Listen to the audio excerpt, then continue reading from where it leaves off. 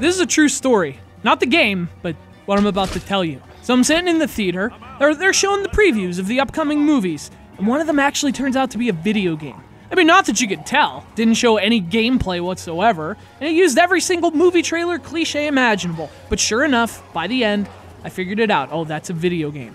And when it's over, my friend looks over at me and she says, "Hey, that looks like the worst movie ever."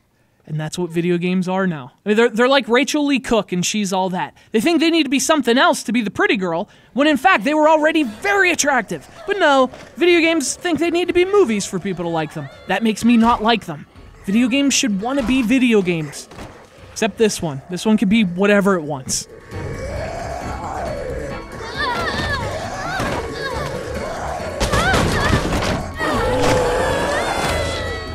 Listen, I can count on my hands how many video games I've played that have told stories worth remembering. Honestly, even really good games often have really lousy stories filled with plot holes and bad writing and shallow characters and crap that gets in the way of what video games should deliver, that being fun gameplay.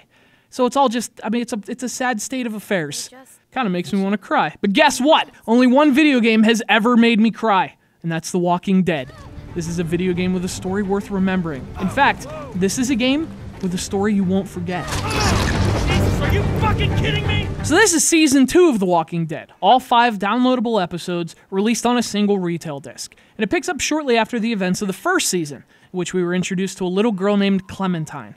A little girl whose journey has prompted a more emotional reaction from me than pretty much any other video game character probably ever. But here's the thing, I don't want to talk about it. 1, because I'm still trying to get over it. And 2, because I don't want to spoil it. Seriously, you guys, if you haven't played it, go get Season 1 right now. I mean, these episodes, they only take like 90 minutes apiece. And when you finish one, it's seriously almost impossible not to start the next one.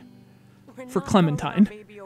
Which brings us to Season 2. We meet back up with Clem shortly before she experiences yet another horrific event, sure to add a couple more years of therapy. But in terms of the game, I mean, it's pretty much what you remember. Same awesome gameplay, same structure. I mean, it's all the same as you remember. All the same, that is, except for Clementine. In fact, one of the coolest things about Season 2 is that Clem isn't the same little girl she was when we left her. All those awful experiences, I mean, they've made her stronger. She's not the one who needs protection anymore.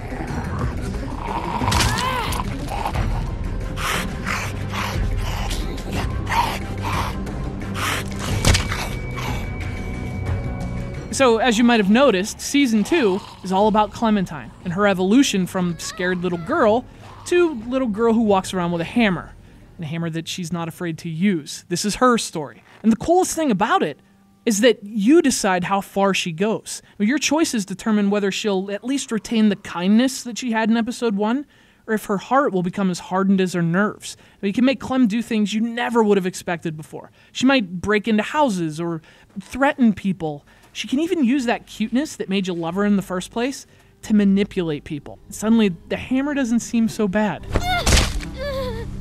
So what's not to like? Well, I will say this. The focus on Clementine does come at the expense of other characters. Like Season 1 had more interesting characters. In this one, it seems like anyone who isn't Clementine is kind of only there for Clementine, you know, to develop her character one way or the other.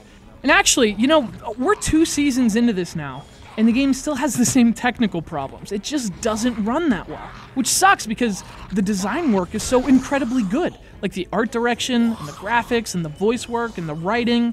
It's just a shame that it doesn't have the same quality on the technical side.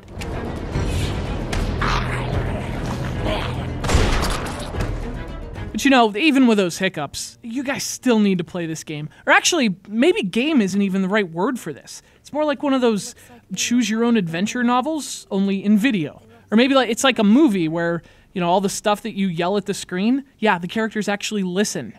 I don't know. I don't know what to call this. That's the brilliance of The Walking Dead. It's a game that tells a story not in that predictable, segmented video game way, like gameplay, cutscene, more gameplay, another boring cutscene that's all segmented and none of it really works together. No, in this one, the story is the game, and the game is the story. And even I have to admit, it really works. You want to tell stories, video games? Don't try to be movies. Try to be The Walking Dead.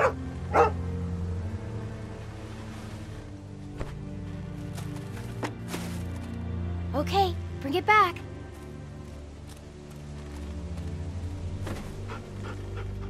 boy. Good boy.